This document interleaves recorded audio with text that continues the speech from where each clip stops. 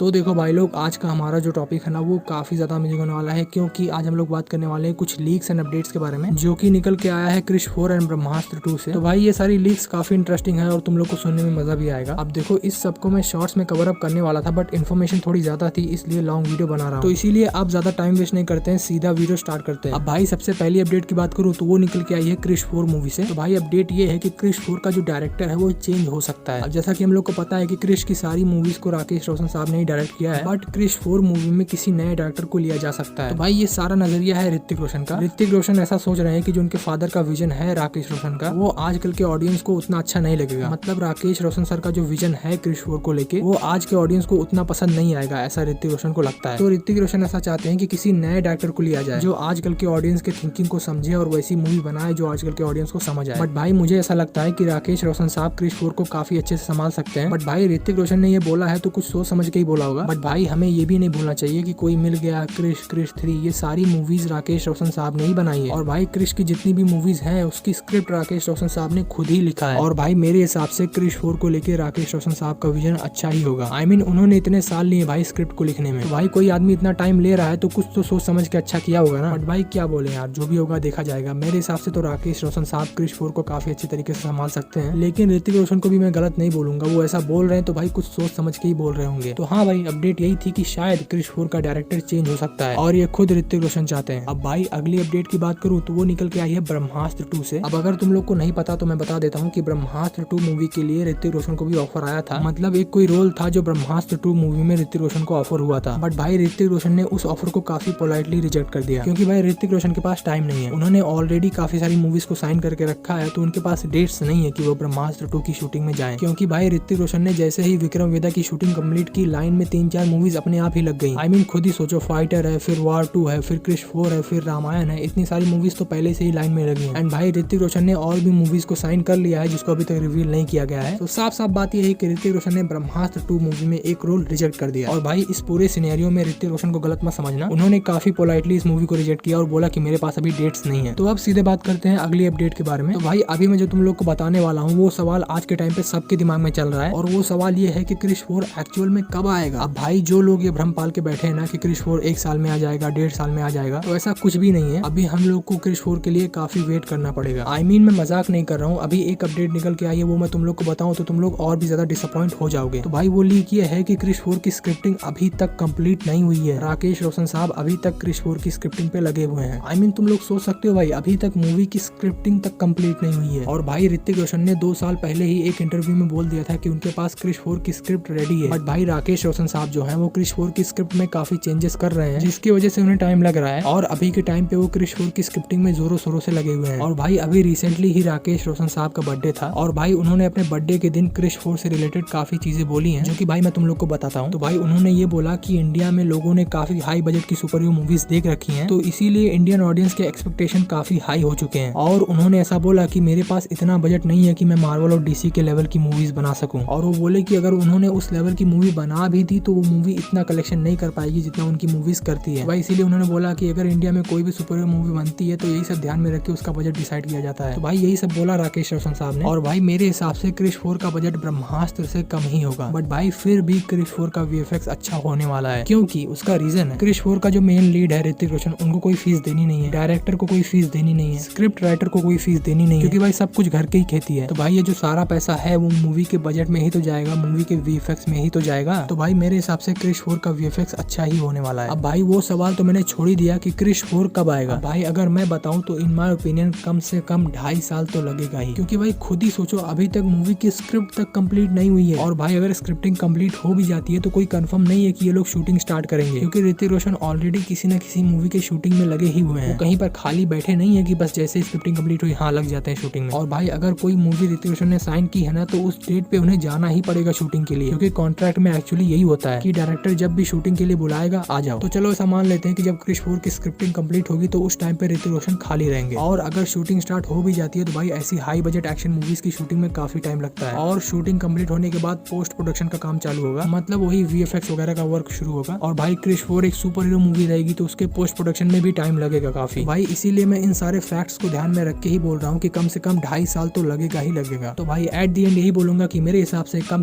हम लोग को 2.5 साल का वेट तो करना ही ही पड़ेगा। तुम्हें क्या लगता है कि क्रिश 4 कब तक आ सकती है? मुझे कमेंट्स में बता देना। तो यार बस आज के लिए इतना ही। अगर तुम लोग को वीडियो अच्छा लगा होगा तो वीडियो को लाइक कर देना एंड चैनल पे नए हो तो सब्सक्राइब भी कर सकते हो। और कुछ बोलना है, किसी वीडियो का सजेशन देना है तो वो भी मुझे कमेंट्स में दे देना। तो यार बस मिलते हैं अगली वीडियो में, तब तक के लिए बाय बाय।